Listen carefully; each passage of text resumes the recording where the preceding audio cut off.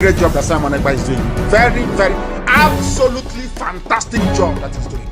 You must listen to him and share his videos accordingly. Very, very important. He is bringing a new dimension to this very awareness that we are making, and you must listen to him. Very, very important. 2015. The federal government, led by the Minister of Interior Abdurrahman Dambazo, met with the Miyetti Allah Cattle Breeders Association of Nigeria in Kebbi State, offering them the sum of 100 billion naira over 2 years to stop the kidnapping in the country. The meeting lasted over 4 hours on Friday as negotiations dragged on, with the association initially asking for 160 billion naira.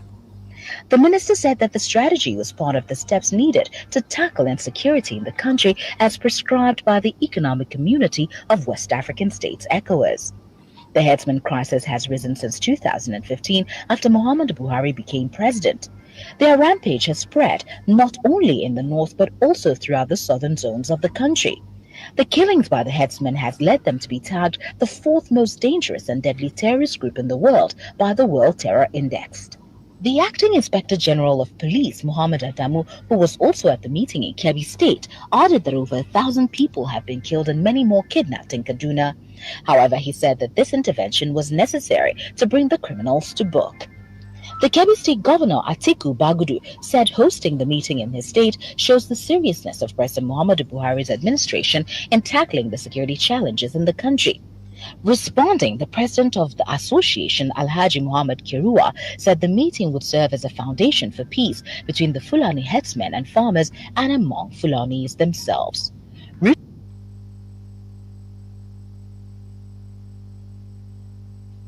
Yes, welcome this evening as we join Simon with me in the studio. Let us just introduce ourselves for 2 seconds.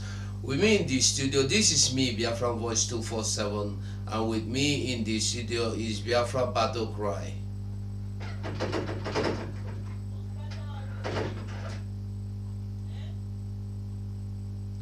And then I'm here also with Mazeraf Ajere, Pastor Vam Vam. Umuchineke, we're moving forward. Oh, hey, Biafra. Yeah, thank you very much. Mazison, are you there? Nothing is stopping us. We are going forward. Forward Yes. ever and backward never. Yes, Everyone, the fire must continue until we get to our destination. Newo Biafrans. Ebo. Thank you very much. All hail Biafra. This is Biafra Battle Cry. Thank you for joining us in the studio. May God bless you. God bless Mazen Nnamdi. Thank you.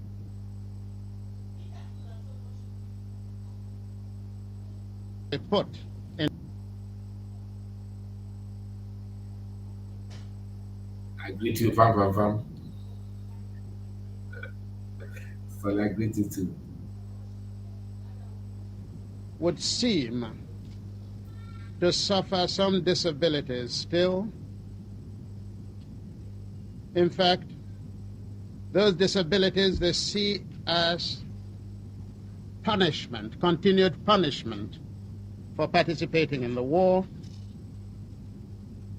And in a country where we're all striving to forget the past and move forward to a brighter future, this constant reminder, this constant punishment, this constant reproach inhibited the Igbo through participation in Nigerian body politic. They would like to feel that in Nigeria they could aspire to any position. They would like to feel that there are no limitations to their contributive capacity in Nigeria. They would like to feel that they could be appreciated fully in Nigeria. They would like to feel that they could be honored in Nigeria for their contribution. In short, the Igbo would like to feel that one day an Igbo could become president of the Federal Republic of Nigeria. So if you are thinking that Shetima that Boko Haram were arrested in Shetima's house, I want to open your eye today. I want everybody to come here and see what I'm about to do. The other man was talking about telecommunication, that the kidnappers are kidnapping and they are using telephone to make call and demand for ransom. And nobody is talking about Pantami. Nobody, because he is now hiding. Pantami have remained silent. You know how they do. Once they know that they have something, they will be operating in, silently. But he don't need to make noise. So long as he's doing his job very, very effectively, he don't need to talk. He don't need to parade himself. I'm the minister giving speeches. No, he don't need to come publicly and do something. Have you seen Pantami in the public to do anything? No, he is laying low key because he knows that our eyes are very red. So Pantami is now operating on low key. That's all he need. He don't need all these paparazzi and all that, because he knows, he knows that the torchlight will be on him. So now ask yourself, when you are talking about security, when you are talking about kidnappers, bandits, like the terrorists kidnapping people in our land and demanding ransom, who is in charge of the communication? Pantami. Pantami is a known terrorist. Are you all not aware of it? Pantami is in charge. But they are not talking about Pantami. So I want you to understand that this Islamic State is in charge of Nigeria. Nigeria, on a daily basis, witness the impunity which is so-called Fulani herdsmen extremists who share an ethnic and religious identity with President Buhari and the Fulani elite, which now dominates all key institutions in Nigeria. To open an investigation specifically into the wide-scale and systematic killing of the civilian population, and most notably targeting the indigenous people of Biafra. First of all, I'm just mind blown to be able to speak to Biafrans directly, and I can't wait to meet you directly, face to face, to touch, to hug, to shake your hand for being brave. But you know, I have to say that my motivation simply comes from the fact that the world doesn't talk about it, but almost every day, people are murdered in Biafra, whether in the hands of Boko Haram or radical Fulanis and more. How can I be silent? Tell me, how can I be silent when I know that every day human beings are being murdered in Biafra? This is unthinkable, and it's for me, it's simple, because I treat the Igbos like my brothers, sisters, mothers, and fathers. So I cannot be silent when my family is hurt. In the same way, I cannot be silent when Biafra is bleeding. That's very simple for me. So I have to say that yes, we are family. And yes, when Biafra is suffering, I will speak up. I see that no one is doing that. I see that, when lives are lost in Africa, no one is talking about it. How come? This is... Assalamu alaikum. What is Nnamdi Kanu still doing in the DSF's custody? An order has been given from the court to the government that Nnamdi Kanu should be returned back to Kenya, and he should be compensated with a sum of 500 million naira, but he is still in their custody. Why? Why? We don't abide by the rules and regulations given to us. If we are to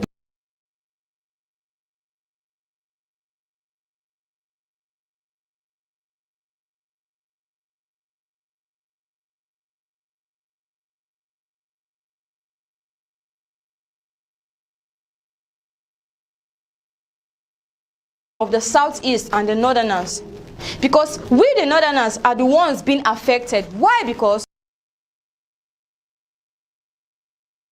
not I blame them. See, there is no way I will blame the southeast if they think of having their own nation with the way things are going, with the way our... Let me say it that way. If you are making us look, I never for once loved the southeast. The only thing I had for them then was hatred, but I came to realize that this is not how it's supposed to be. Then let the government do what is right. Been given. A order is an order. Let's abide that order. Not bringing in discrimination, bringing about tribalism. Oh, come on. That is not what we are out for. And that is why we will keep fighting till what we are looking for is achieved. Please, this man should be returned back to Kenya because he was kidnapped to this place. If I was being kidnapped,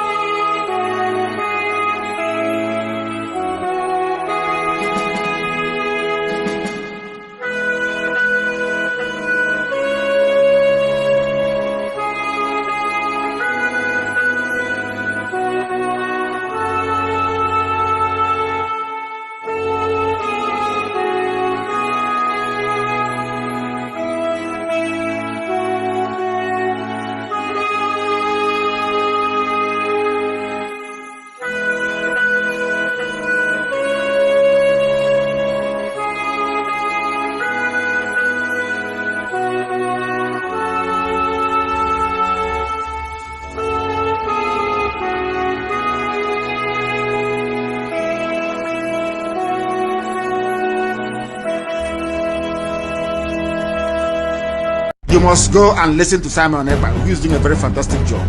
Very great job that Simon Ekpa is doing. Very, very, absolutely fantastic job that he's doing.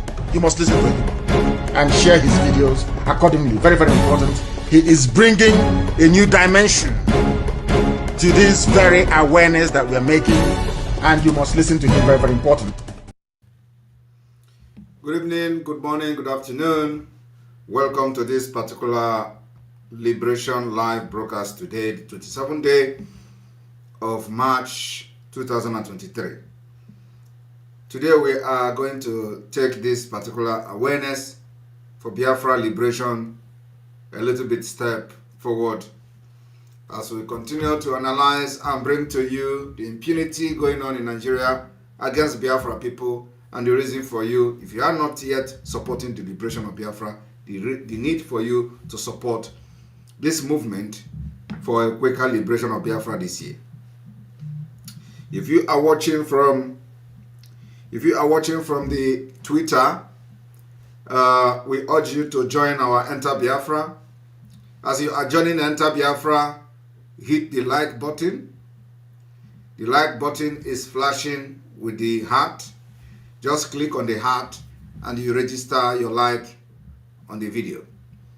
If you want to scroll down to the comment, to read comment, just click on the green icon, green and black icon, which says latest comment.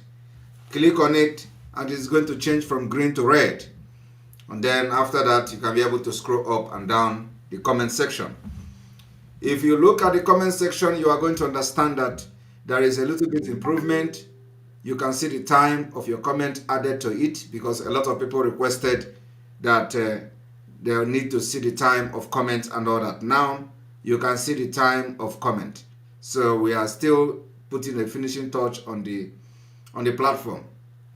And then the super chat is working very well.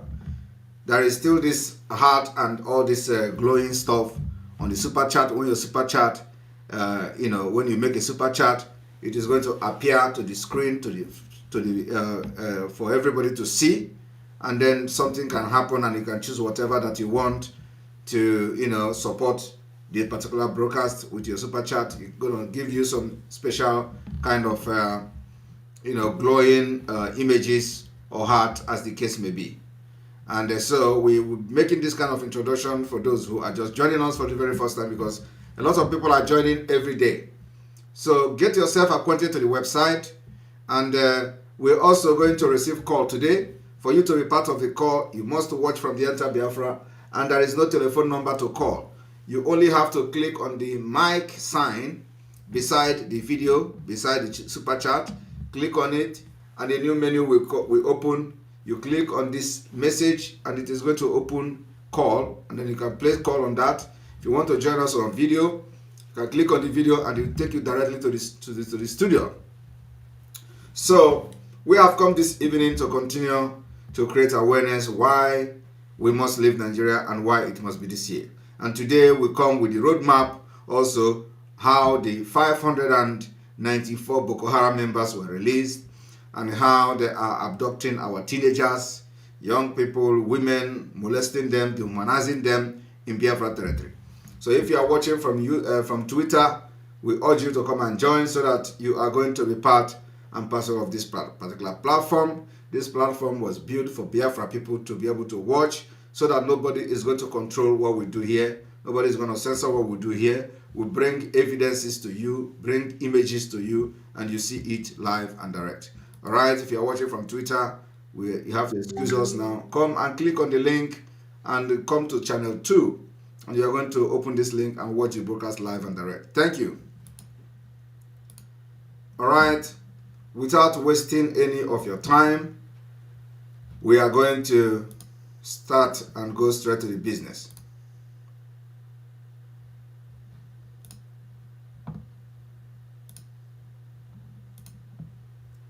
And here we go.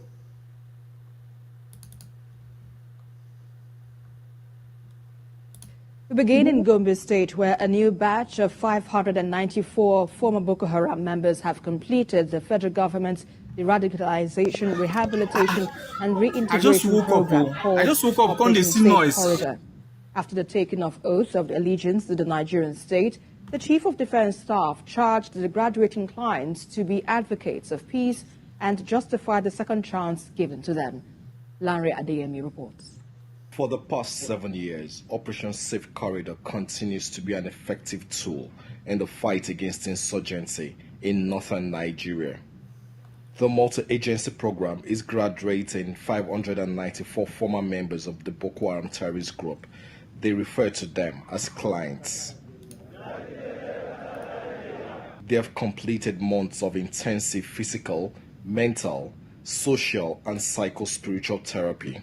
I am confident that based on the therapeutic interventions this set of clients have undergone, they are better citizens from when they initially arrived at the DRR camp, and accordingly, sir, are certified fit for graduation and subsequent reintegration to their respective communities.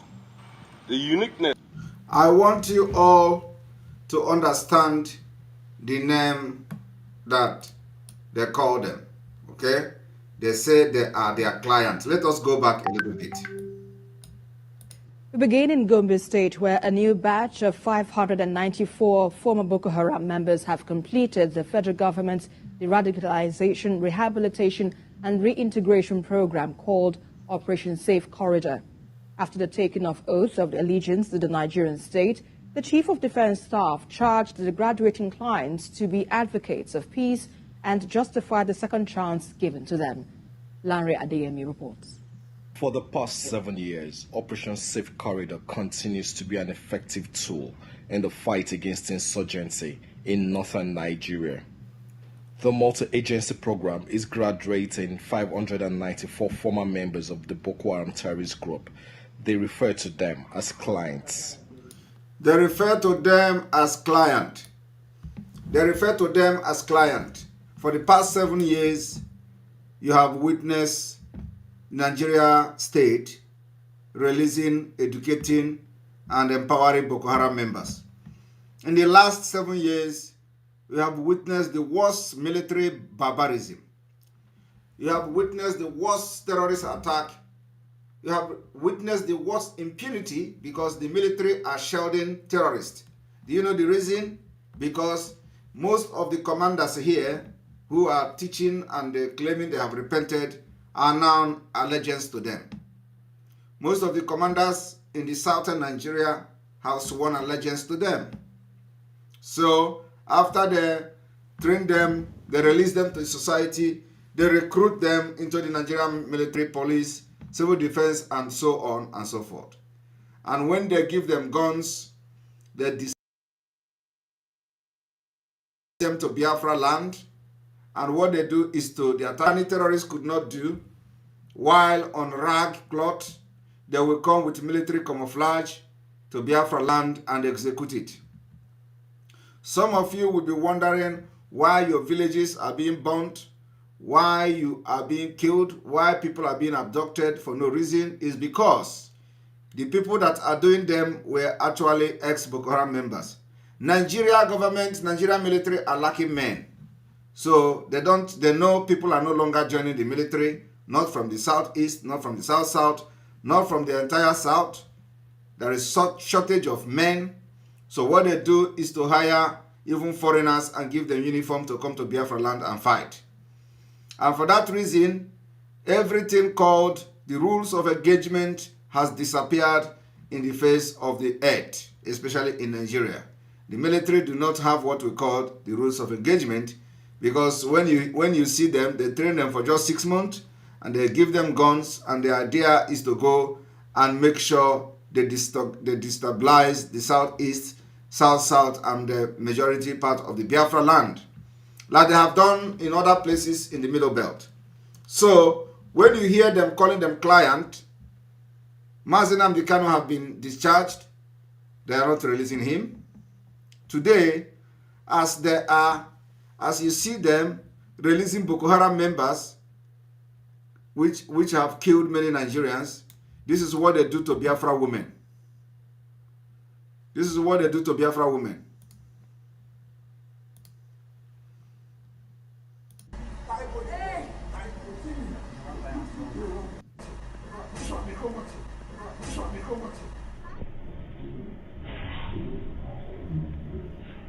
This is what they do to Biafra women.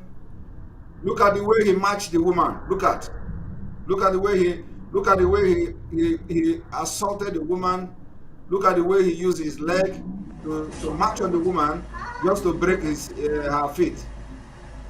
This is happening in 21st century or in this 2023. Why Boko Haram is wearing nice white clothes, being pampered, recruited, and being paid salary and all that. Biafra woman, this woman is from Delta. Delta is in Biafra land. And according to the story, they wanted to arrest her son. The son was not around, and they have to now capture the mother. The mother of a person. The mother don't know what crime the son have committed. Now the son is not available. They have to now capture the woman, and this woman returning back to life or back to the family alive is not guaranteed. And when we talk, Some people will say we are inciting violence.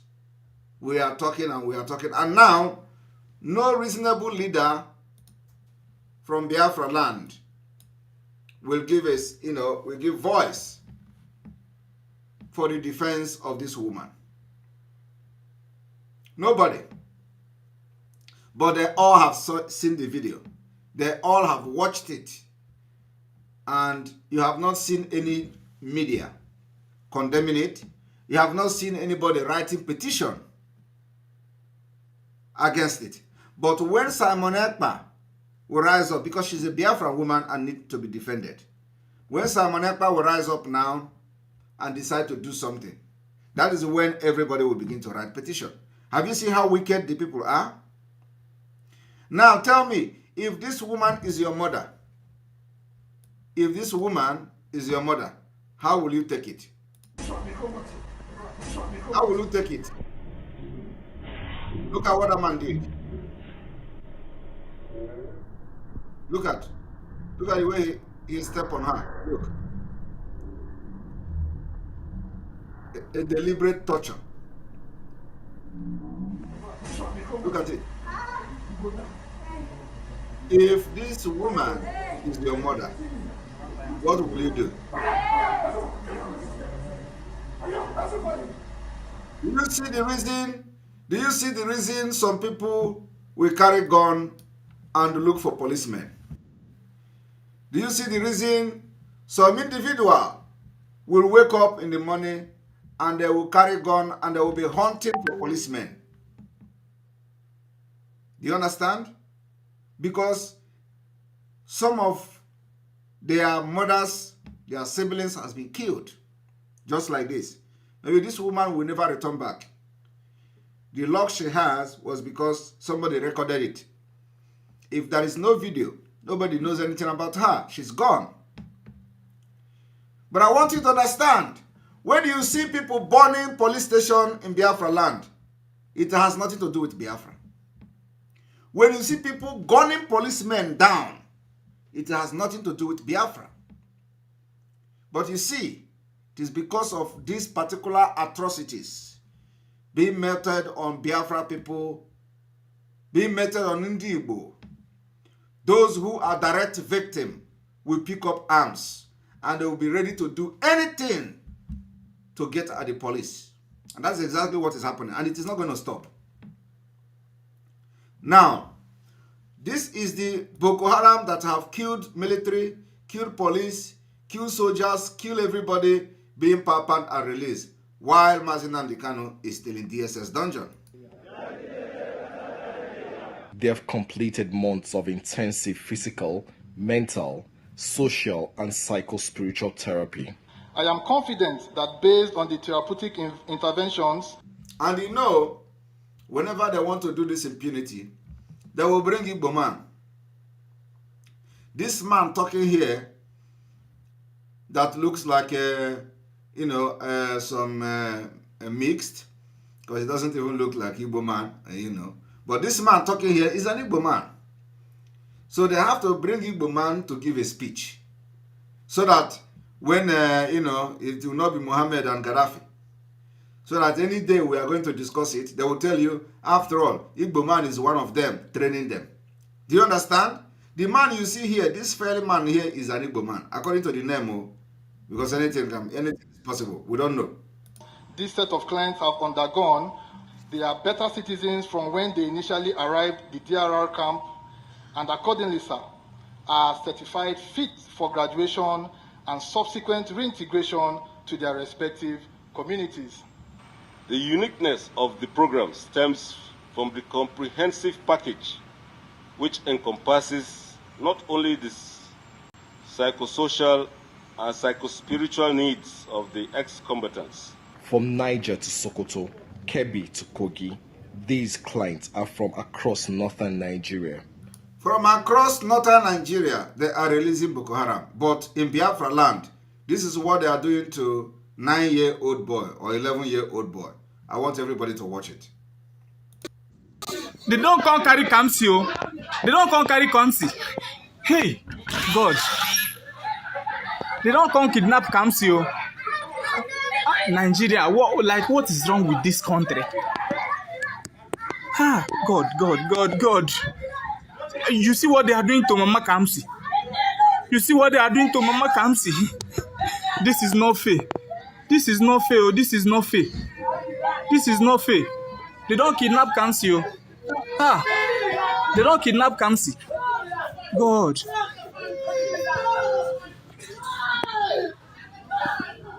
They don't kidnap Kamsi. They don't kidnap Kamsi. See as Kamsi's siblings are crying. See you.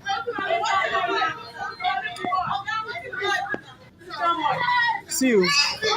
Can you just imagine? Why they are kidnapping, molesting, and bringing everlasting trauma to this young boy who is age 10 or something. They are releasing Boko Haram here. 3 of them are from Niger Republic and 1 is from the Republic of Chad. The Boko Haram that the Nigeria government have released, 3 of them is from Niger Republic, while 1 of them is from Chad. They even extended the hand of fellowship to across the border Boko Haram members captured in Nigeria. While in Biafra land in the southeast, this is how they treat our children. Give them mental, make them to have mental trauma that they may never recover. Even if you release this boy tomorrow, he has been traumatized, which needed a very serious therapy to overcome. Can you just imagine? Can you just imagine? They are going, This is not fair. This is not fair. This is not fair. This is not fair. This is not fair. God. This is not fair. Hi. You can see what is going on here. Can see what is going on. See, the world must hear this. The world, we just there on our own. No? You see what is going on. Makamsi, where are you going? Makamsi.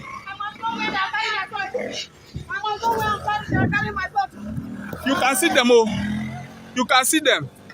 They are going with God. Why is this country like this? So somebody cannot stay in peace again. Somebody cannot do something in peace again. You can see what is going on here. You can see. Now, that is how they treat the children of... The Chief of Defense Staff wants these clients to justify the second chance given to them. They are giving them trophy. Nigeria government is giving Boko Haram members trophy. Trophy. You know what I mean? They give them trophy. I believe you have acquired so many knowledge while at this camp. So I urge you to use this knowledge and also use your contact to call on your former colleagues, that is those that are still were in the bush, to surrender. You must brace up for the challenges ahead. Some of you will encounter resentment and rejections in your communities, but I can assure you that if you remember and practice everything you've learned in this camp during the last 6 months, you will surmount these challenges. The highlight of the graduation ceremony is a heart-touching apology by a client on behalf of his colleagues. And we will definitely not disappoint him, that what he has done, he will never regret it. We will be the good ambassadors of these very facilities wherever we find ourselves. They will be the good ambassadors of these various facilities, and they are clapping for them. But Nnamdi Kanu is in DSS dungeon. Nnamdi Kanu is not a terrorist. And many of them that have been recruited into Nigeria Army or have been given appointment to serve in one place or the other, like the one that happened in one of the northern states, where the guy was given appointment to work in government house. He still carry gun to go to do kidnapping and banditry. He come and still work in the government house. He carry gun, and he even recruited more of the police and the security agent in the government house to also work with them. Did you people not watch it? They claim they arrested him. He confessed and he said he's sorry. So he used the opportunity to penetrate the government. So most of these people you see today, they say they represent Boko Haram. They are on a mission. The mission is infiltrate, capture, and conquer. And that is exactly why the Afghanistan you see today is what it is. I want us to listen to the story of Afghanistan and how it has changed everything here. Fellow Nigerian, in search of excellence for Africa, my mission remains to create awareness, advance practical solutions, and transform mindsets via case studies. Together, let's midwife deliverance for our race, country, and continent. Please share this video. I am Dr. Israel Noyerem Davidson. Thank you. In 2001, US-led forces overthrew a Taliban-led Afghan government following the 9/11 attacks led by the Al-Qaeda leader Osama bin Laden. For the next 20 years, the US and allies enforced democratic ideals, built up Afghan security forces, and provided operational air cover. The Taliban continued to attacks.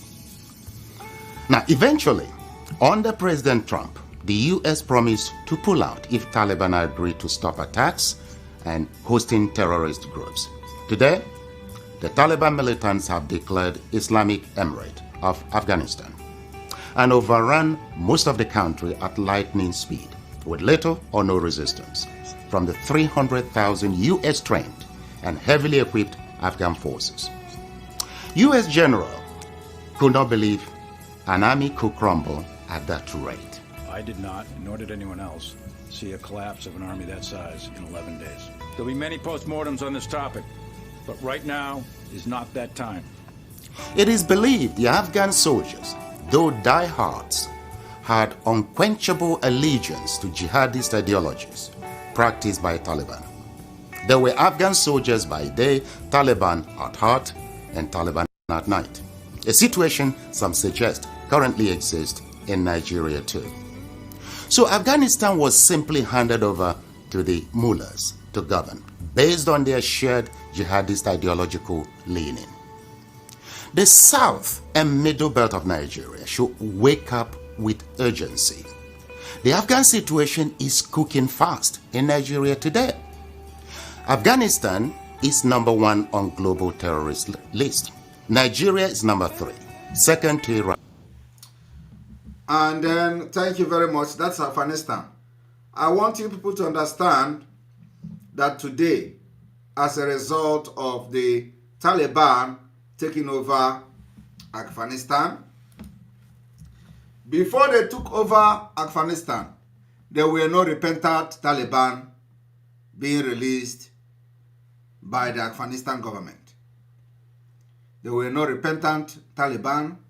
There were no de-radicalized Taliban, but the military of the Taliban were secretly swearing allegiance to the Taliban, and they fought from the inside, and they captured the government, and they overthrew the government of Afghanistan.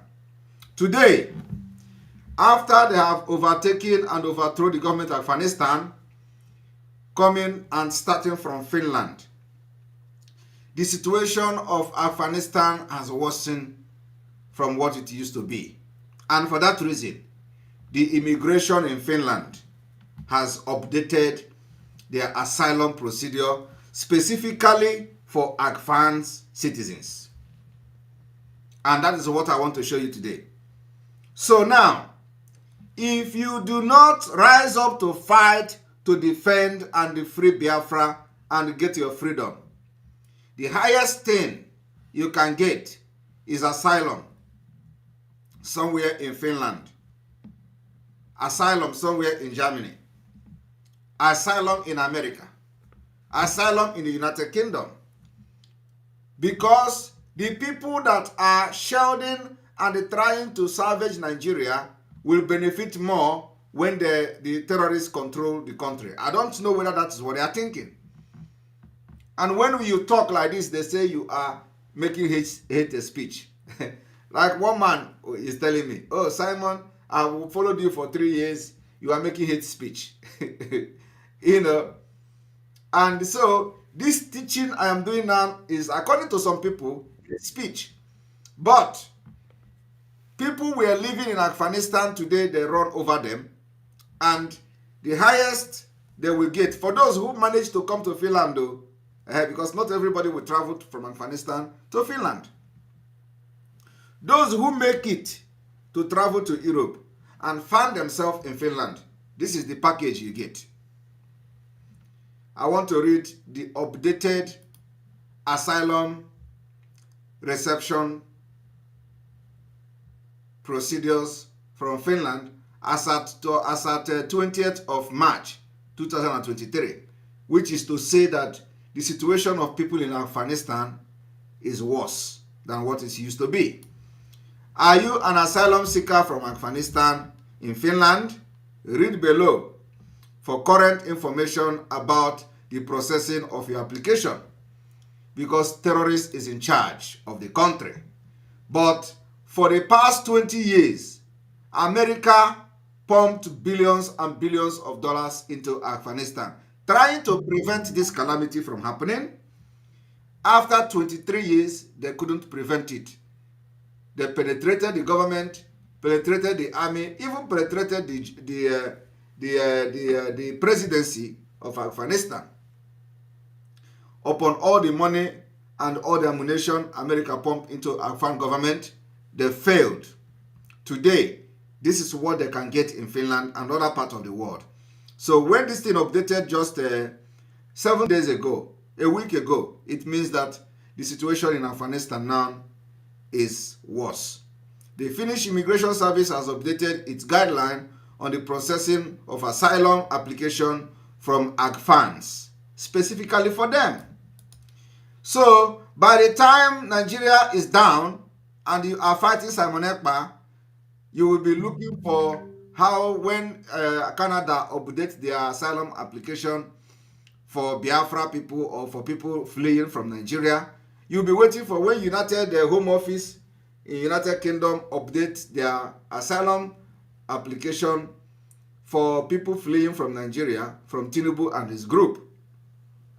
Now, the changes concern especially you if you are an Afghan woman or girl who is in Finland, or you are a Hazara or a Sharia Muslim from the provinces of Nangarhar or Kunar, from the cities of Kabul, Mazar al-Sharif, and Kunduz. So what they are telling you now is that the situation of Afghanistan is worse in those areas, provinces that I'm mentioning now. And nobody can do anything to those residing in that place. So we are now talking about those who already found themselves in Finland. So how do you now leave this?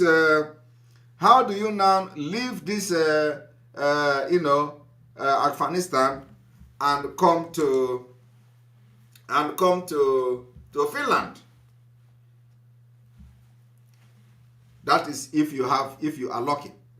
We grant asylum. Now, immigration of Finland is now telling the Afghanistan people that if you are from these areas mentioned, automatically you are going to have express paper.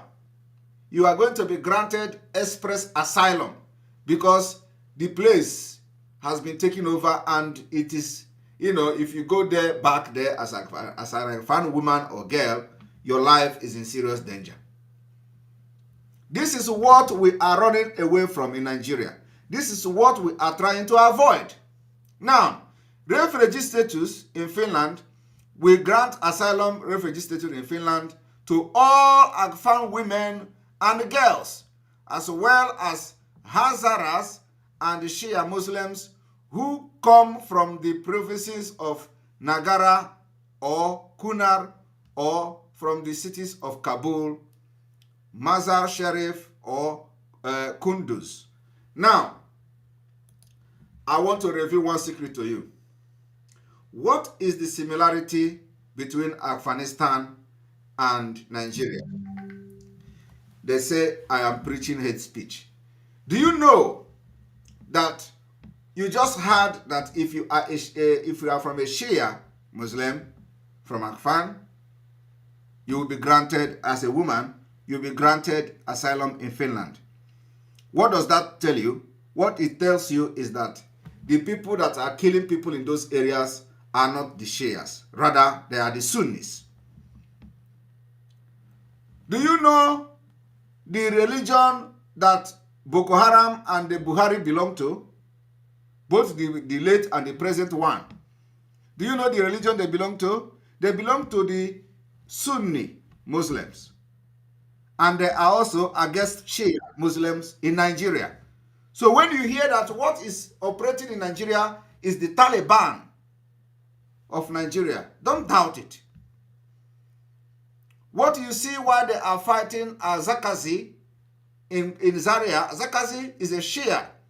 Is a Shia leader in Nigeria. So they are fighting to eliminate them. Shia Muslims in Nigeria, they don't want to see them. The Sunni, which Buhari and all the Boko Haram members, including this Shetima, all of them represent, are the one in charge of Afghanistan. And that is why this particular video here is very, very important to you. We give you lecture, educate you so that you are not going to fall into the pit. You must listen to us and get yourself educated. Hello and welcome to A Spirited Debate. I'm Lauren Green. Boko Haram has been terrorizing Nigeria's Christian community for years now, victimizing those who would stand in the group's way of creating an Islamic state.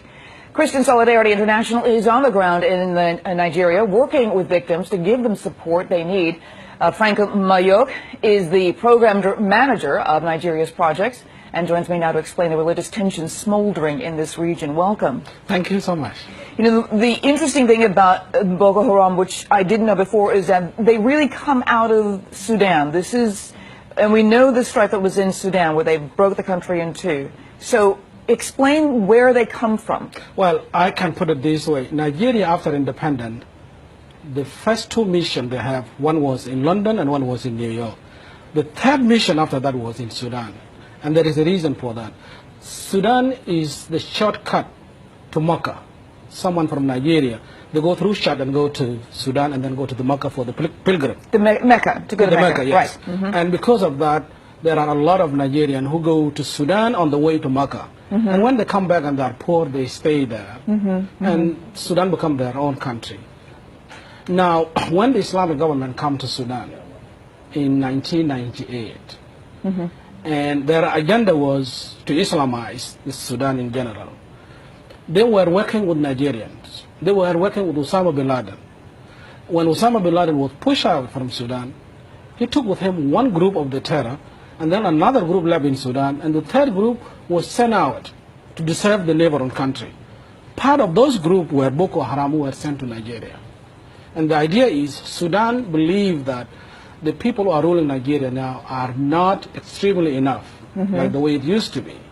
So the Boko Haram, people who start Boko Haram, they did the training in Khartoum with Osama bin Laden, and then they were sent to Nigeria. So there's all Al-Qaeda ties. It's all Al-Qaeda. Boko Haram is the Taliban of Nigeria. That is the way I can put it. Boko Haram is the Taliban of Nigeria. Boko Haram is the Taliban of Nigeria. I want you to, Boko Haram is the Taliban of Nigeria.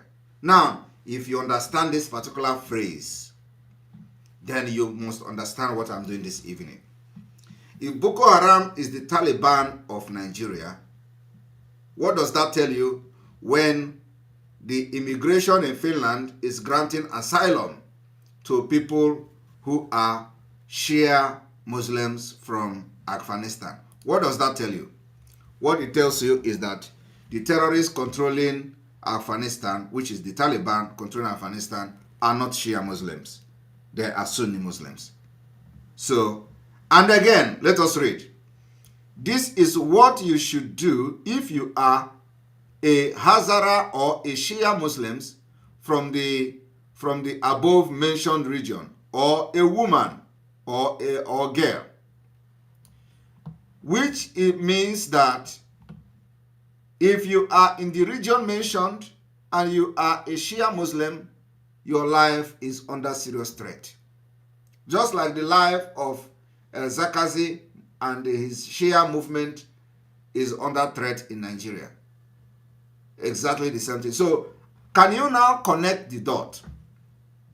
What is happening is that if you do not support the disintegration of Nigeria, all of you will end up running away from Nigeria, where some countries, if you succeed in entering a country in Europe, they will now recognize you as a refugee who is running from Taliban of Nigeria when they have taken over. For those fighting me today, thinking that you are fighting me, you will run away if we do not succeed, and God will never allow you to make us not to succeed.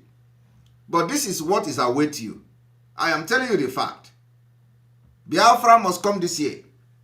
We must exit Nigeria this year. Because when this thing happens, all these people that are now looking for our head will not be there for you. All these people that are looking for Simon Ekpa to crucify will not be there. They will only say, okay, we can give you a temporal protection. Come and stay in our country. While they will look for another way to go into deal with the terrorists that have taken over your land. That is politics. It is very dirty. They will place sanction on them. The United Nations gave to Taliban. The Taliban for the human rights abuses and all that against Afghanistan people. Do you know the condition they gave them? They say they must denounce Al-Qaeda before they can recognize the government of Taliban. Because there is nothing. And if Afghanistan have some kind of natural resources that interest the world, okay, they will be ready to go for it. They will tell you, oh, okay, just denounce Al-Qaeda, we denounce it, do this one, they do it, and they will recognize you. And the worst part of it is that the Taliban don't even need them to recognize them. Once Saudi Arabia is there, Turkey is there, all these Arab countries recognize them. They don't need America, they don't need Europe, they don't need Canada, they don't need Australia. They don't need anybody apart from the Arab country. And Arab countries will recognize them because they are the real Islamic State, which is the dream of every one of them. I want to make it very clear. I'm not against Muslims. I'm not against Islamic people. I have them very good people, very good friends. But the truth is that we cannot be forced to become what we don't want to be. So, for those thinking that Simon Ekpa is doing hate speech, this is the hate speech.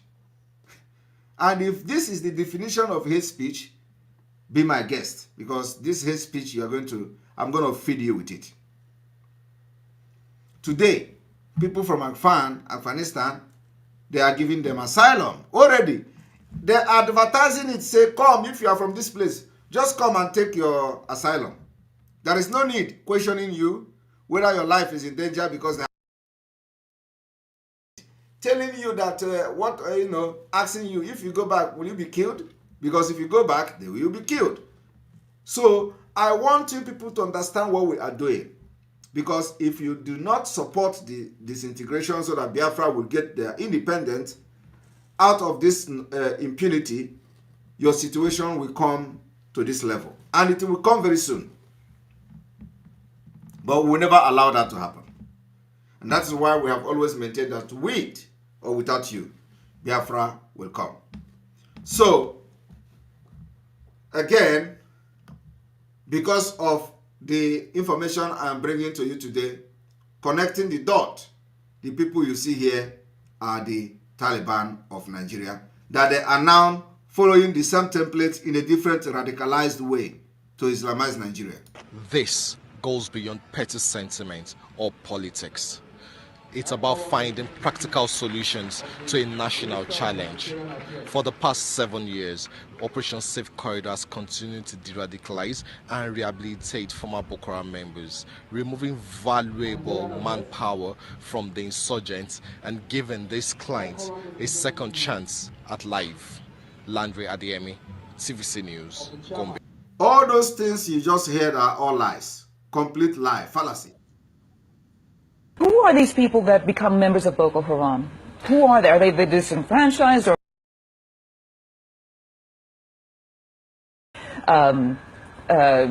unemployed? Who are they? These are coming from the two tribes in Nigeria, Fulani and Hausa. Boarding to Chad, there is a state called Borno. Those people, it's easy for them to cross to Chad and go to Sudan and go to the Makkah.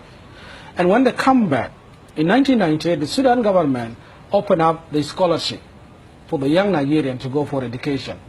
But those people were sent to the training camp to be terror. So they are the young Nigerian who are educated, who go to Sudan and they pretend they are going for a scholarship, and they were trained there and then sent back to Nigeria. And these are the Boko Haram? And those are the Boko Haram members. From January 2012 to July of 2013, Boko Haram bombed, burned, or attacked 50 churches, killing at least 366. Why are they going after Christians? They believe that they should be the one to rule the Nigeria, especially when Goodluck Johnson, the president, who is the president of Nigeria currently, is a Christian from the south. And I think that set them off, that how could the Christian be a president in the country that where there is a Muslim. They believe that the country should be ruled by Sharia law. And if you can see to Nigeria, the 12 states in the north, they apply the Sharia law in the country. Even though there are minority Muslims who live with them, Christian, but still they apply the Sharia law. So to them is that they should take all the Nigerian to be ruled by Islamic law. So they are not happy with the system of the government in Nigeria currently. The level of violence, we are just now learning about the Boko Haram because of the violence, because they've kidnapped these hundreds of Christian schoolgirls. What motivates them to do that particularly? Because they've been burning churches and burning and killing people. What motivated to kidnap these girls? But what can the government do, and what are they trying to do? Well, I think the government in Nigeria is in a very tough situation. With my work in Nigeria with the victim of Boko Haram, you know, the Nigerian military is made up with the different tribes and different religions, and it's very hard for them to fight the Boko Haram. I think that is one of the reasons the Nigerian army is unable to crack the Boko Haram. Because they'd be fighting against each other. Of course, themselves. Right. If you go to attack Boko Haram, then news will leak to them easily from inside the military. And that is one of the reasons that the government is not doing well. Are you hearing it? And that is why I have to play this video again. I want to connect all the dots. After connecting all the dots, I will then show you some videos that will shock some of you. And these videos, please, if you are streaming the broadcast, fellow Nigerian, those of you streaming this broadcast, after this video, I'm going to bring a very horrific images what this particular Taliban of Nigeria has done to indigenous people in Nigeria. And I will advise you, if you are streaming on YouTube, not to just put something else, so the YouTube will not delete your account. If you are streaming on Facebook, please don't broadcast this particular segment, because they will remove your channel. So after this video, I'm going to display images. Those who will be privileged to see these images are those who will be watching through the Enter Biafra. Please, if you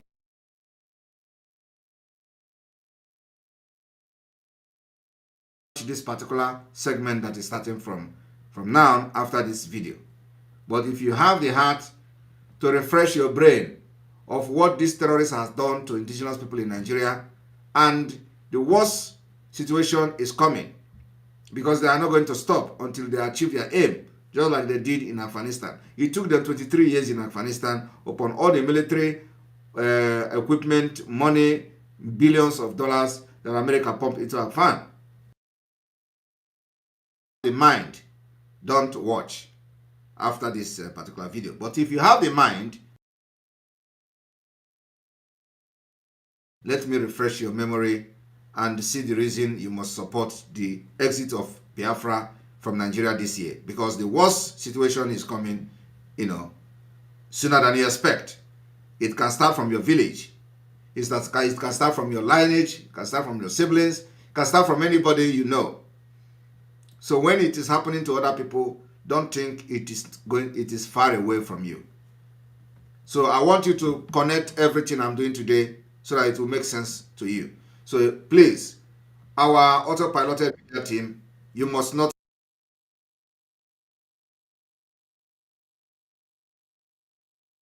If you want to see it after this video, I'm going to make it, announce it again before I start so that it will not catch anybody unaware. All right.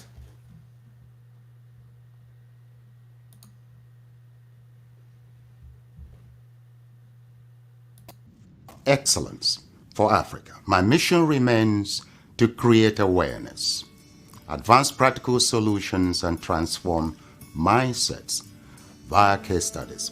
Together, let's midwife deliverance for our race, country, and continent. Please share this video. I am Dr. Israel Noyerem Davidson. Thank you. In 2001, US-led forces overthrew a Taliban-led Afghan government following the 9/11 attacks led by the Al-Qaeda leader Osama bin Laden. For the next 20 years, the US and allies enforced democratic ideals, built up Afghan security forces, and provided operational air cover. The Taliban continued to attacks. Now, eventually, under President Trump, the US promised to pull out if Taliban agreed to stop attacks and hosting terrorist groups. Today, the Taliban militants have declared Islamic Emirate of Afghanistan and overrun most of the country at lightning speed with little or no resistance from the 300,000 US trained and heavily equipped Afghan forces. US general could not believe an army could crumble at that rate. I did not, nor did anyone else, see a collapse of an army that size in 11 days. There'll be many postmortems on this topic, but right now is not.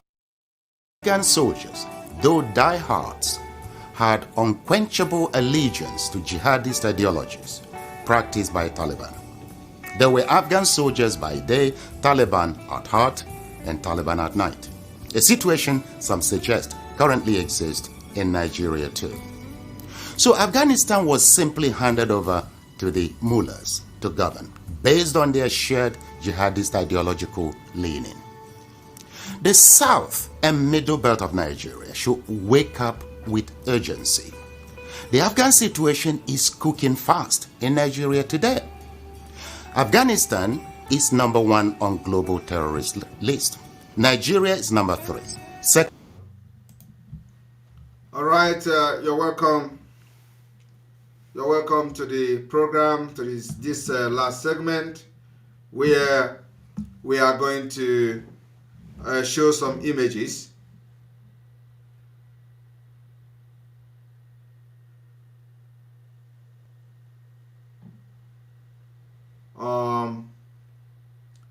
All right. Please, autopiloted media team that are streaming this broadcast, please, it is time to either put something cover your screen so that the idiot will not go and start reporting your page for deletion. And then those of you who don't have the heart to watch what I'm about to show you, please, I will also advise that you excuse us. Those of you watching through the Enter Biafra, please excuse us. if you don't have the heart to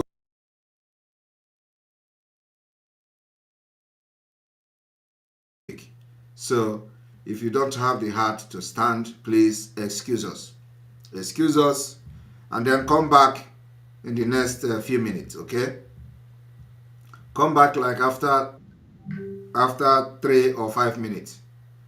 Please, come back after 5 minutes, please. Are you all gone? And those of you coming, are you in? We are going to put, after that jingle, the image will start coming. Let's go there. We are saying we want to be free. It is not only Biafra that is going to be free this year. A lot of nations will break. Nigeria is going to break into pieces. And we, the Biafra people, are going to make it possible. I am telling you now, it is not a hidden thing. It is going to happen this year. Those of you who are planning to have election in 2023, which is next month, you are going to fail. We will disappoint you and you will disappoint yourself. All right, here we go. I want you to understand that in order for them to achieve their aim of Fulanizing us or Fulanizing Nigeria, they have to change the demography, okay? They have to change a lot of things through killings and all that. And here is just a reflection of what you already know. This is the reflection of something that has happened that some of you may have forgotten. The Fulanization of Nigeria, killings of indigenous people, being shielded. The killers of these people were being shielded by the Nigerian military today. You don't see this anywhere in any news. And for those who think that Simon Ekpa is having hate speech, I want to ask you a question. If in your country people are being butchered like this because of their religious belief, because they don't want to be what you think them to be, are you going to take it? If you are in a country, a woman is butchered like this, are you going to sit back and watch while people are getting killed and you are living in diaspora and nobody is talking about it? If you are in your country and children and women are being butchered like this, are you going to keep quiet and watch this thing happen when the government of Nigeria are directly responsible for this, supporting, aiding, and shielding the terrorists? If you are in your country, are you going to allow your citizens to be treated like this by the Nigerian military? And this military, you see, are part of the repentant Boko Haram that I have just shown to you today. Will you keep quiet and say, I don't want to be accused of being or inciting violence or hate speech, and not speak against the injustice being meted on your own people? If you are in your country, are you going to watch your youth being slaughtered by the government that's supposed to protect them? This is what is happening in entire Nigeria. It is not just about the Biafra alone, but this is what is going on. And that is why when we fight, we don't fight for ourselves. We fight also for those who do not have anybody speaking for them. The Middle Belt in Nigeria, especially after the Biafra genocide. This is what Simon Ekpa is fighting for. This is a schoolgirl. If you are in your country, will you look at an innocent girl returning or going to school and was killed by the Fulani terrorists? Are you going to sit back and watch because she is not your daughter? She is not your family member. She is not your sibling. We are the people that care and we respect human dignities. We respect as a shrine in international law. So how will you have a government that will fund the killings of their own citizens and they have nothing to offer other than planning to take over other people's land? If you are in your country and your young men are being treated, even animals cannot be treated this way. You see, after killing them, the Boko Haram military, probably a repentant Boko Haram army, is stepping on them. And they dump them like this and they are stepping on them. Is that how to treat people? Look at, this is what the terrorist does to our children. If you, as a human being, you are in Nigeria, I'm telling you, what you are seeing today is the worst, some of the worst images you can see anywhere in the world. This is what the international community is not aware of. This is what nobody knows anything about. And when you see the anger in us, the anger is coming from somewhere. When you see us being outraged on social media, shouting like mad people, it's because our eyes have seen it all. If you are in your country and something like this is happening, will you keep quiet and allow it to go on because you don't want to be tagged a terrorist for defending these children? Will you say you don't want to be called a troublemaker, inciting violence, because you want to defend these innocent children? These are the people I am fighting for. These are the people I am fighting for. That is the people that made me to have sleepless night every day, to come to social media and shout. The images I'm showing you now is just some few selected images. If you are in your country, will you see such thing happening to your own people and you keep quiet?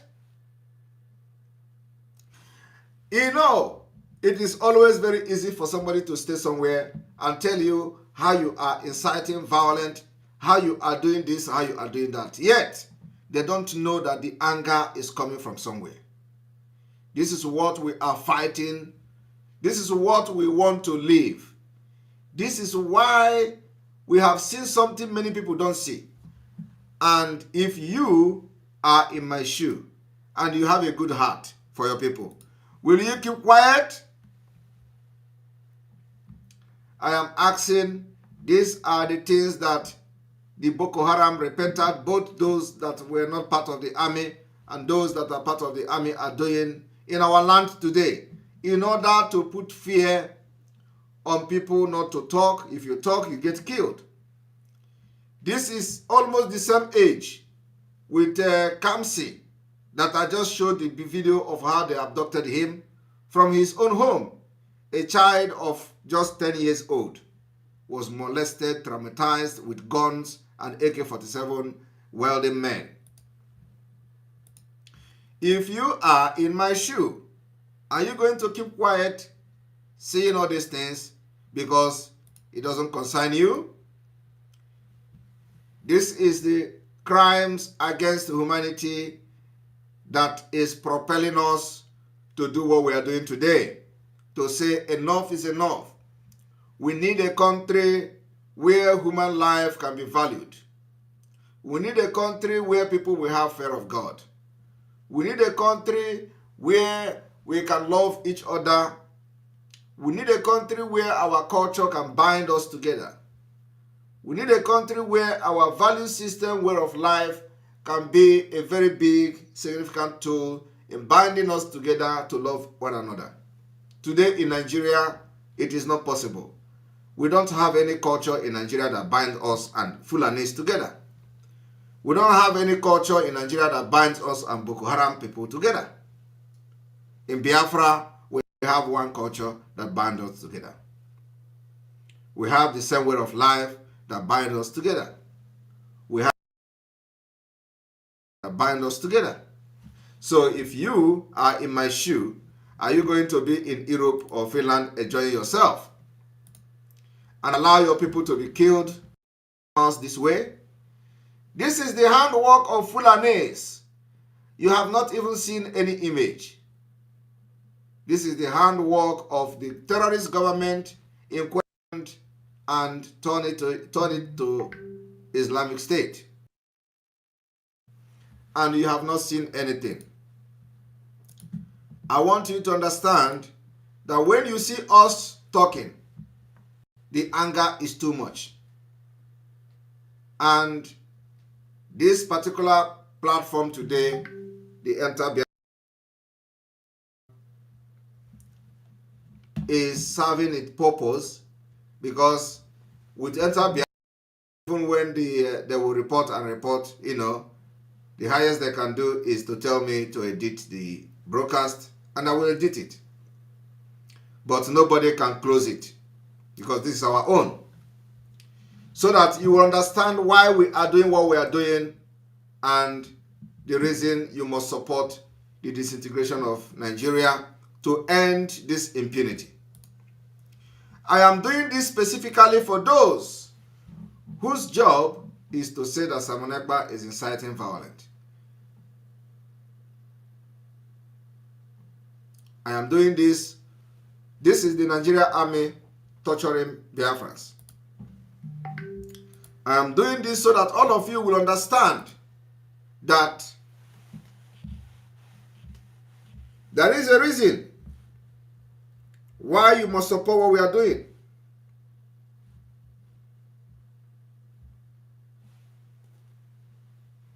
There is a reason why you must support. There is a reason. Look at how this boy was butchered. We will continue to show it. I will also make sure that I present this same image to the next meeting we are having. And more of the images will come. For the world to know that we have a genuine concern. We have a genuine concern that leaving Nigeria is the best thing that will happen to our people. If you are me, or if you are my, in my position or in my shoe, will you see a woman, innocent woman, butchered like this, and you keep quiet? Will you not do worse than what I'm doing? Will you not do something even worse than what I'm doing to see that your people will be free from this evil entity? If you are in my shoe, are you going to watch how people are getting killed every day and you don't raise armies to stand and defend the land whenever these killers come around? Are you going to fold your hand when there is opportunity or possibility to raise armies of men of valor that will stand in defense of these helpless women and children? Are you going to just be selfish? Are you going to be selfish and watch people being slaughtered like this in order to create fear and make people leave their ancestral land to IDP camps, and the Fulani comes to take over the land with the shield of the Nigerian army? Are you that selfish?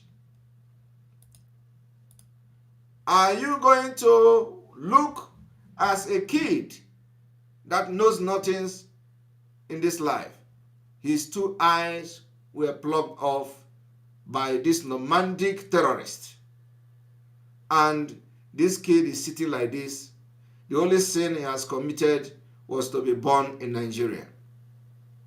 And this is happening in our own land. And we saw this and many more and decided to say enough is enough. We must fight. We must raise army. We must get weapons. We must build defense. We must make sure that they no longer slaughter our people again. Because at the end of the day, the highest you can get is to get asylum. The highest that the Western world can do to you is to grant you asylum. When they grant you asylum, other people you left behind, they are still there. I am living in Finland today comfortably. So if I want, I will become a callous. I will become heartless. I am comfortable. I can eat even 5 times a day if I want. But today,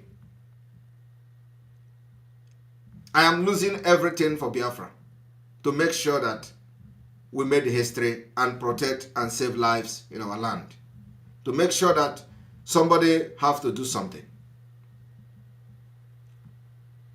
And every mechanism must be put in place to make sure that we succeed in what we are doing. Today they tag us all manner of names. They call us terrorists, they call us this, because we raise armies of men of valor to make sure that these killings and the images you see today do not happen again in our land. This is the story, a true story of Nigeria, and it is happening all over Nigeria. It is not just in our land. The evidences are everywhere. So, if you come across this video I'm doing today, and going forward, because our platform is working very well now, going forward, we will be doing this every now and then, bringing different evidences of atrocities against our people that you can't see anywhere in the media.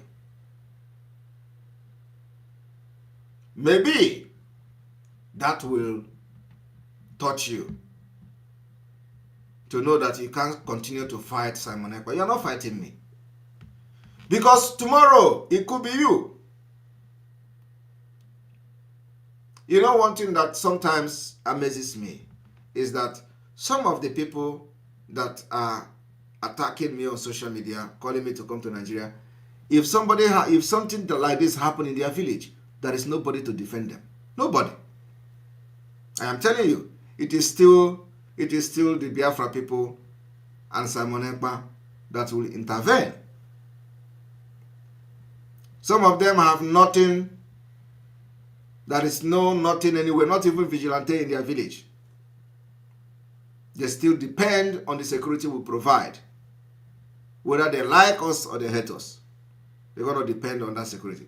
And the reason why we are going to be doing this without any boundary is because we are fighting for a nation. So in a nation, you are not going to support or defend this one because he supports you, or you don't need to defend this one because he doesn't support you. No. The Biafra we are fighting for is from the heart, and we need to defend every Biafran, no matter who you are. The foundation of protecting every Biafran, no matter who you are, is what we are putting in practice.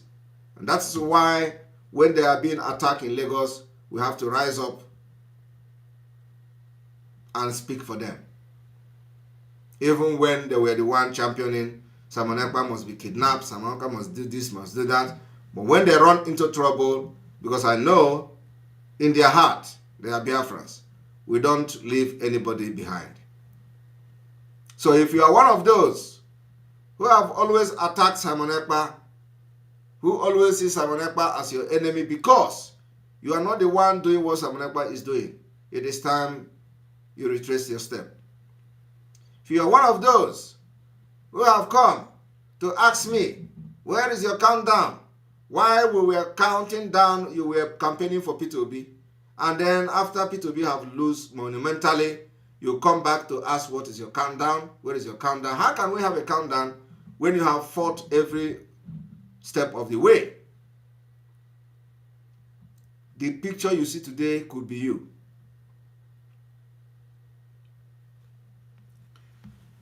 We are going to receive calls, and after this call, we will close. But before that calls, I have an announcement to make. A very important announcement. Before this announcement, I want to play this audio of Onyendu as usual. Who don't understand our mission unless they are in the spirit. For mortals to understand what we have come to do, they have to align their will with that of heaven. That is why this very morning, as always, and in keeping with everything that we hold very dear, we come forth to proclaim the goodness of the Most High, to also ensure that Biafra is restored. That is a very simple mission. It's not complicated. Go and bring Biafra. They never said go and become a freedom fighter. They never said go and be conducting rally every year. It never said go and become popular or famous. They never said we should come to do what others have done. Okike said, pave the way. I have paved the way. I will command all the angels of heaven to make sure that IPOB is given enough protection to ensure that this my kingdom comes as it is here in heaven. That is our mission. That is our commission. That is our instruction. And we must execute it. We are truthful people. We are honest. We are sincere. We don't prevaricate. We don't retreat. We don't surrender as our enemies have just recently discovered. They can keep lying. I told the zoo, and if you're a journalist and you're worth your salt, because I did not give them money, they don't want to write the truth. You will eventually speak the truth. We will force journalism in the zoo to change. To be truthful and bold, to speak the truth. The same way, by the time we finish, no idiot can open his or her mouth and say I'm from Niger Delta, because the name doesn't exist. We are winning on that one already. People are coming to their senses now. No more Niger Delta. People are telling us where they come from. That is better. By the time we finish with the vagabonds called journalists in the zoo, they will begin to report the truth. They will begin to hold office holders to account. They will become more incisive. They will become more investigative. They will become more assertive. They will push for the truth. The reason why people are suffering is because there is no truth. People believe in lies.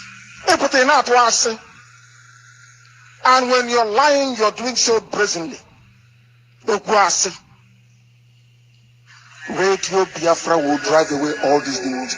If you're an IPOB and you're used to lying, you're an IPOB, you don't know what you're in Atwasi, your days are numbered.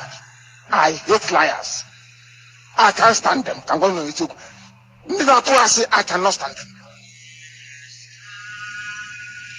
Go and search your conscience. You have to be of good conduct that you could gather. Everything in life works in perfect alignment with the will of nature.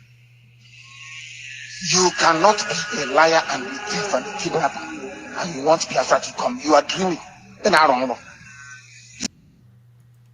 Right, you're welcome back. You're welcome back. You're welcome back. The announcement we're going to make this evening is followed very briefly, and then we go into question and answer for those who have questions to ask.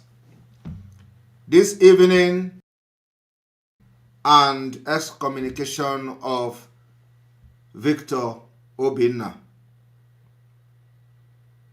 Uzaganobi. The suspension of Victor is hereby lifted, and he is now welcome back to the family, and treat him as one of us.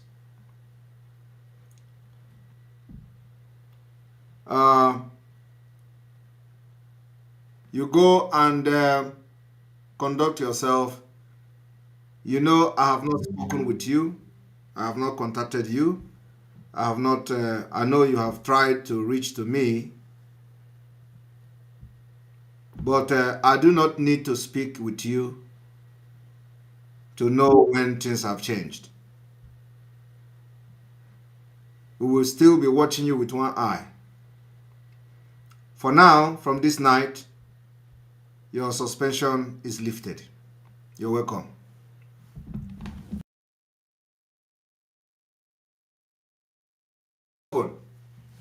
And we need to receive calls today.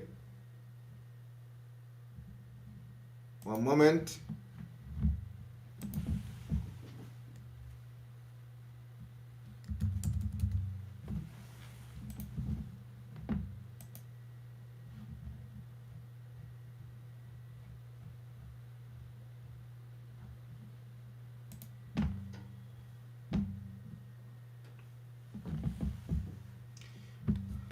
If you want to make call, and if you're watching from Enter Biafra or the call is already coming, you're welcome to the program.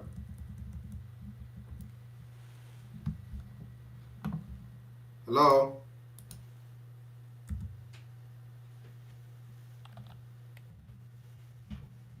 Hello?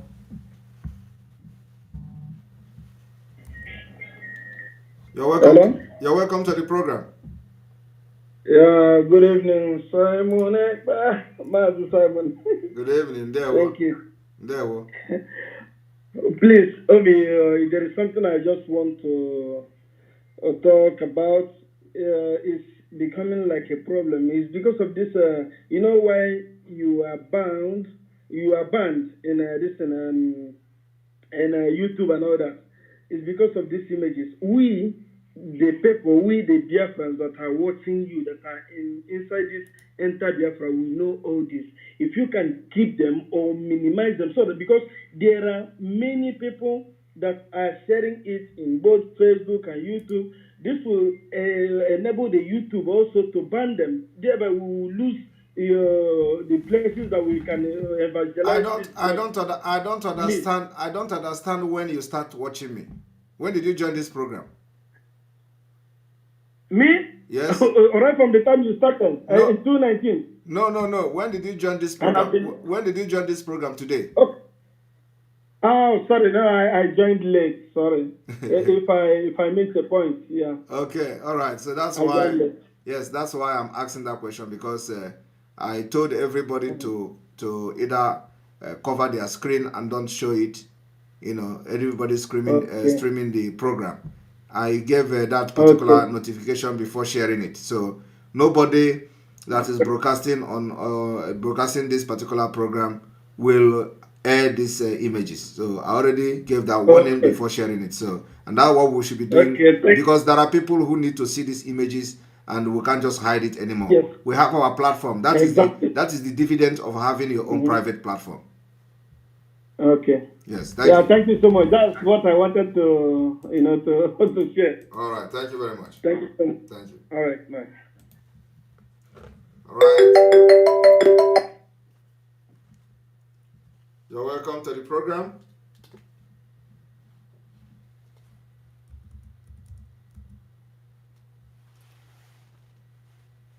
The line is open, and we need to show you how it works. Those of you who don't know how to use Enter Biafra, we need to show you how it works. So if you are watching from Enter Biafra, hello? Hello? Are you there? Hello? All right, so if you are watching from Enter Biafra, you need to go here to this mic. Click on the mic and a menu like this will come up and you are going to click call us. And that's as simple as that. Very, very simple. Very, very simple. So go to the Enter Biafra channel 2, open the link either from Twitter or from any place, and then when you enter, you go to this particular listing here. You click on it, mic. It will bring menu. You click on call, and the call will come. And if I am on call, it will busy you or keep you waiting or go to voicemail. When we are receiving video call, you click on this, and you're going to have the video call directly here. You're welcome to the program. Hello? Yes, I can hear you, sir. All right, you're welcome to the program. Good evening, sir. Good evening. My name is Emeka Onyeke. I'm calling you from Cyprus. Emeka Onyeke? Yeah. You are from Enugu province? Yes, sir. You're welcome. Yeah. So I want to say thank you for your good work you are doing. And again, concerning the issue about the little boy they arrested today, this shows us that Nigeria have come to destroy every one of us. In North, I can see how the little kid from North, they have the right to do. But this little boy, only that the boy just speak his own mind. He didn't do anything, just he's doing his own thing, saying his own mind. These people come to arrest him, come to kidnap him, just like that. So, if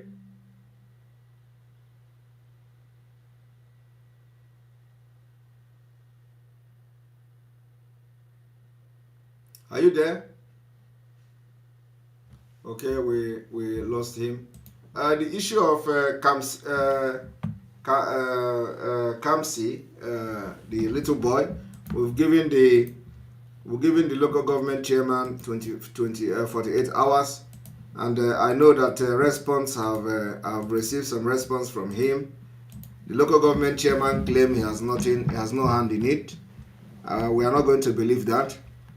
The local government chairman claimed that he is doing everything to see the boy released, that nobody know where they pick him to take him to.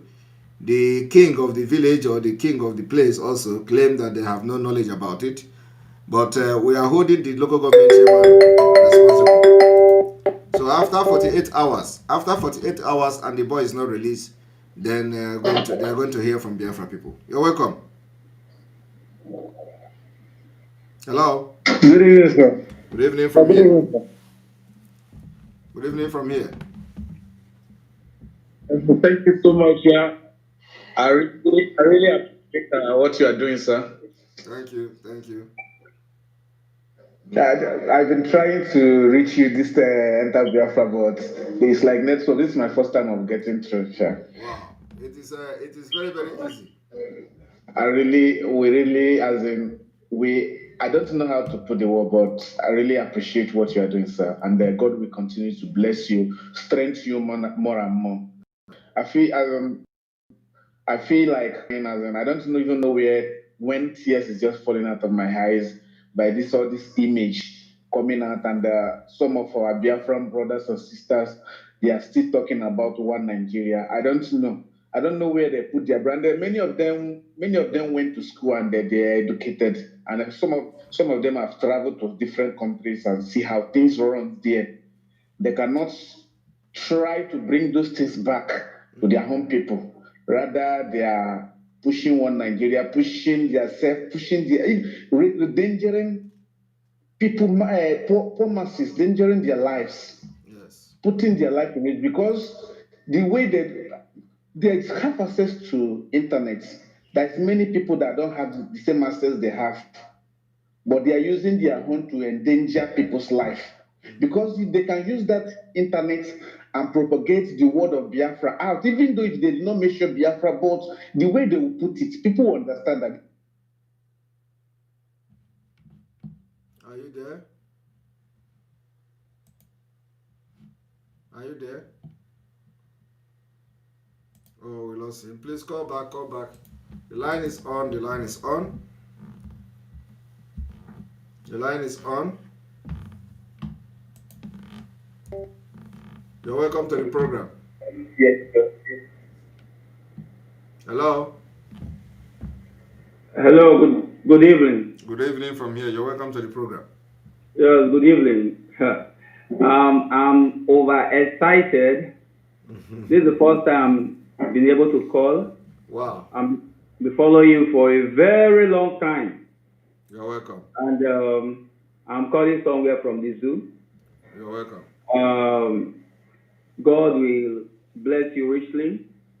Amen. God will give you strength to carry this burden that you have made up your mind to carry. And you will not carry it for nothing. Yes, see. And for giving us hope that this year we are going to get Biafra, we are very much assured, and personally I'm very happy, and I believe you. That spirit that is following you, that is leading you, that is controlling you, that spirit will give us Biafra. But please, I want to beg you for something. Right. I saw the chart of map of Biafra that you brought out in your last broadcast. Yes. And I was a little bit hot with that map because I'm from Esa Central in Edo State, and my uncle was a Biafra soldier. Okay. That was how I knew I'm a Biafran. My uncle, my direct uncle, two of them was a Biafra soldier. I met them alive. They told me everything about the Biafra war. My dad was a bomb disposer. He's still alive till today, and he told me about Biafra. So I was surprised when I saw the map, and I did not see my location in the map.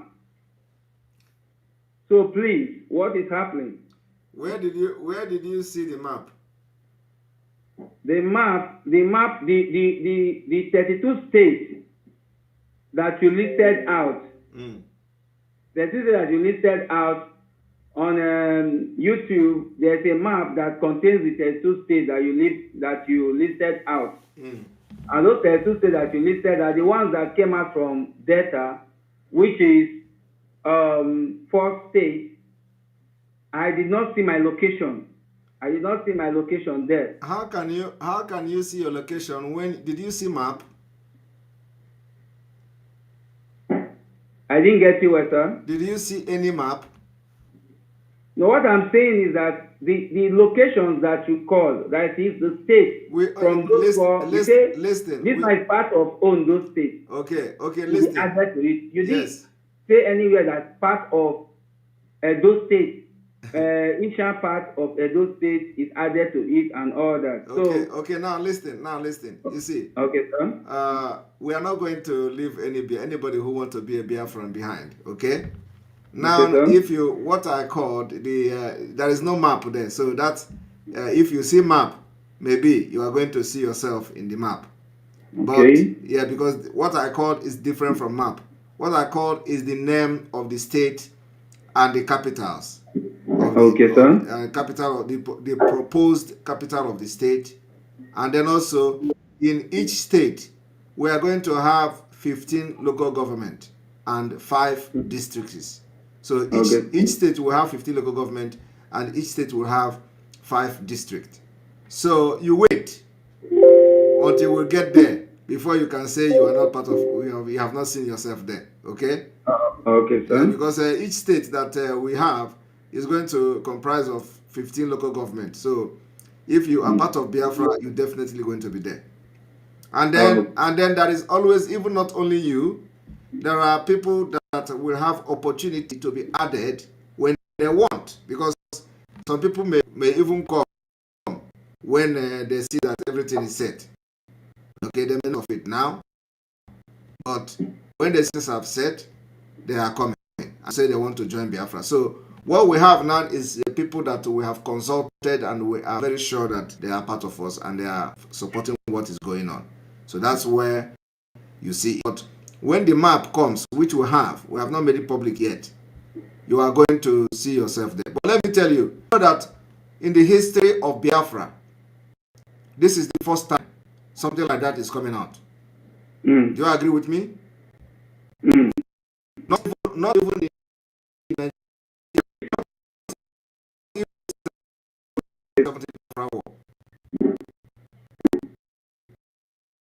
history of Biafra struggle.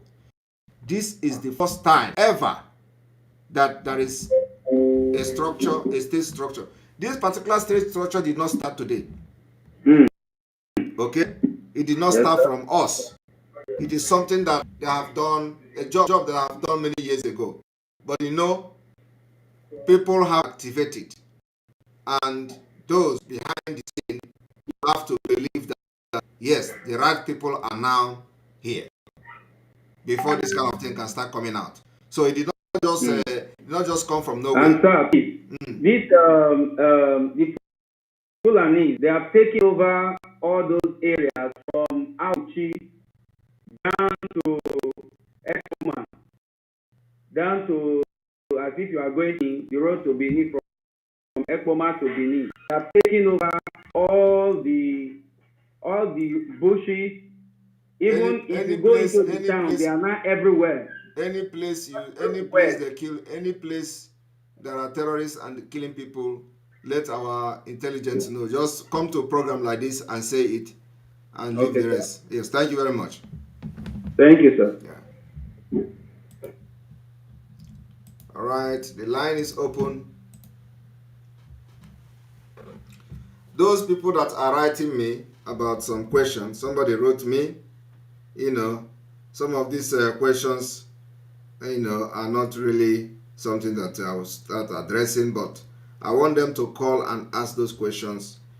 For those who are, if you know that I responded to you to call. Don't call me on WhatsApp. I am not taking WhatsApp call. If you want to call me, you go to enter Biafra and call. We have stopped taking WhatsApp call. I don't know why you are calling me on WhatsApp.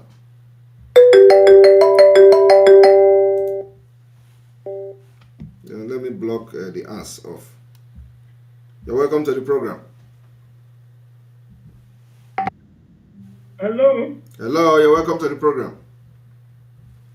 Thank you.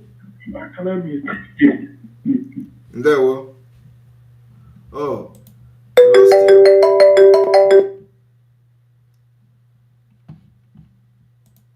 You're welcome to the program. Hello, someone. Am I not coming out? You are coming out very clear. Go ahead. Okay, perfect. My name is Elvis. I'm calling from Benin. Hello. Hello, I'm hearing you. Go ahead. All right. So, if I'm coming out loud, then because your voice is coming out 2 times on my phone. Okay, so off your distance, off what you are watching from. Mute. Mute yourself where you are listening to me from Enter Biafra. Are you okay, there? let me just call back. Oh my goodness. All right. Are you there?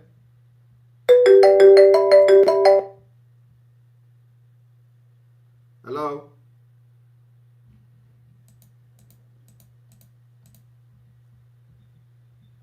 Hello?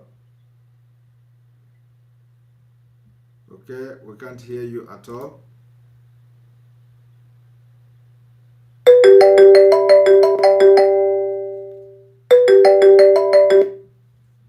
Hello?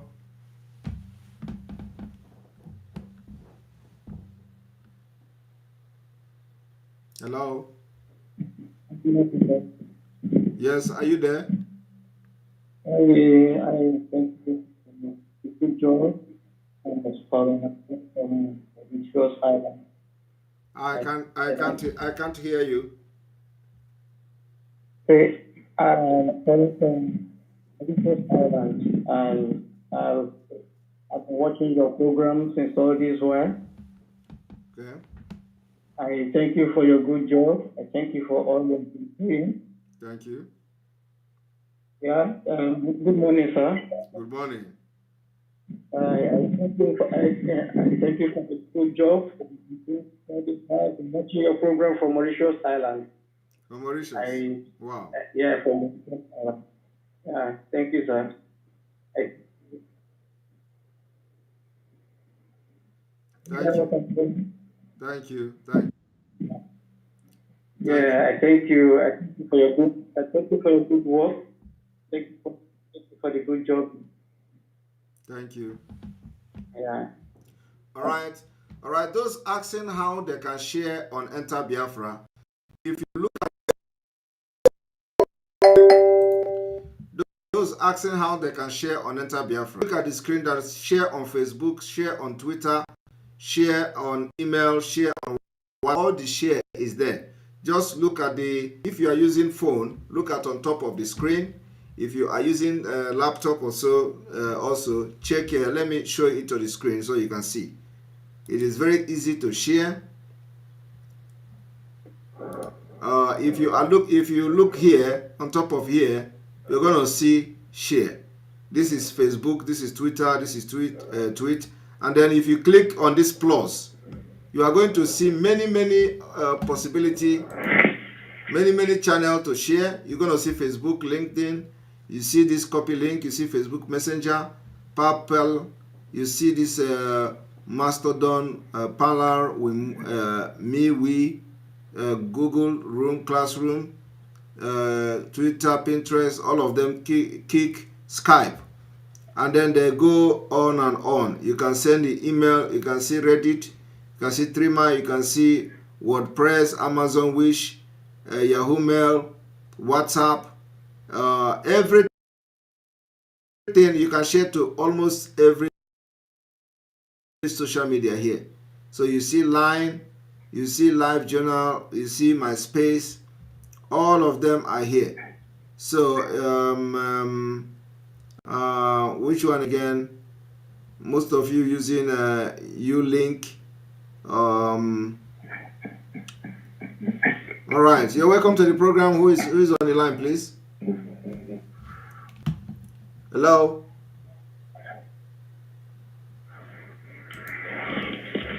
Hello. Hello. Yes, you're welcome to the program. Thank you very much. Go ahead. I must say I really do appreciate your work. Thank you very much. I don't think you can hear me. I can hear you live and clear. I can hear you very clear. Okay, thank you. What I want to say is this. This little boy that was kidnapped, I don't know your thoughts over it. I'm not sure if you like come back to actually speak. Many of us are actually waiting for you to speak over this issue. I know that, because this is really a blow to our face. I don't understand that people are waiting for me to speak. Yeah,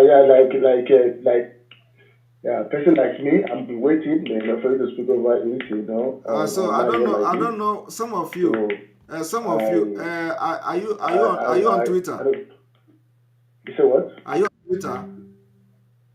No, I'm not on Twitter. I'm using the earpiece. I just paused this thing, what's it called? I just paused where I was watching it from. Okay, so you are not on Twitter? I'm on Twitter, yes. I'm on Twitter, of course. So I'm on Twitter, do you follow me on Twitter? Yes, I do. I do follow you. And you have not come across? I saw when you write the show that we are going to take and all that,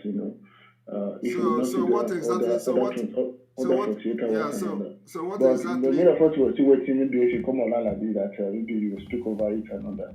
And then when did you start watching this program? So that's it. But anyway, I don't know, because what really happens is really blow to our face. It's like less doubt to us. Like these people they don't have any value of respect for us. For them to come to our community and kidnap a little boy, and nothing is actually going on about it. So You this see, is I what don't I know. want I to don't say know. about When did you start watching this program? From the beginning. From the beginning. Did you see when I was showing the boy? Yes, I see where you should, but you do speak over it and all that. I don't need to speak anything over it. I have spoken. I have tweeted. The local government chairman have responded, and work is going on the ground. So the local government chairman have responded and denied everything. So I have the information. So we are doing something. It's not just talking on social media. Okay. Okay, sir. All right, sir. I respect you, sir. Yeah. Thank you. Thank you very much. Yeah. All right. We still have like a few more calls to take, and we'll call it a day. I think we're not going to take videos today. Those waiting for video, please. I can see Fanny Chiku on the video side. So tomorrow we can take video. We'll take one more call. Who is going to be the last caller? You're welcome to the program. Hello. Hello. Hello. Good evening from here. Yeah. You're welcome. Are you there? Hello. Hello. All right. We also lost him. All right. Our call section is over. May God bless you. May God bless Nnamdi Kanu. May God bless Sunday Boho. May God bless Professor Banji Kintoye. May God bless all of you. May God bless someone and their husband. May God bless our media. May God bless our Eastern Security Network. May God bless our Liberation Army. May God bless all of you, our Igwes, our Ozos. May God bless the Indi Chase, Ndi Ogomo, all the Ezenwany and Eze, all of you, the Reverend Fathers, the Pastors, the Reverend Sisters, all of you. May God bless all of you for your prayer and standing with us. From here, from me, is good evening. See you tomorrow. You must go and listen to Simon Ekpa, who is doing a very fantastic job. Very great job that Simon Ekpa is doing. Very, very, absolutely fantastic job that he's doing. You must listen to him and share his videos accordingly. Very, very important. He is bringing a new dimension to this very awareness that we're making. 2015. The federal government, led by the Minister of Interior Abdurrahman Dambazo, met with the Miyetti Allah Cattle Breeders Association of Nigeria in Kebbi State, offering them the sum of 100 billion naira over 2 years to stop the kidnapping in the country. The meeting lasted over 4 hours on Friday as negotiations dragged on, with the association initially asking for 160 billion naira. The minister said that the strategy was part of the steps needed to tackle insecurity in the country as prescribed by the Economic Community of West African States, ECOWAS. The headsman crisis has risen since 2015 after Muhammadu Buhari became president. Their rampage has spread not only in the north but also throughout the southern zones of the country. The killings by the headsmen has led them to be tagged the fourth most dangerous and deadly terrorist group in the world by the World Terror Index. The acting Inspector General of Police, Muhammad Adamu, who was also at the meeting in Kebbi State, added that over 1,000 people have been killed and many more kidnapped in Kaduna. However, he said that this intervention was necessary to bring the criminals to book. The Kebbi State Governor, Atiku Bagudu, said hosting the meeting in his state shows the seriousness of President Muhammadu Buhari's administration in tackling the security challenges in the country. Responding, the president of the association, Alhaji Muhammad Kirua, said the meeting would serve as a foundation for peace between the Fulani headsmen and farmers and among Fulanis themselves.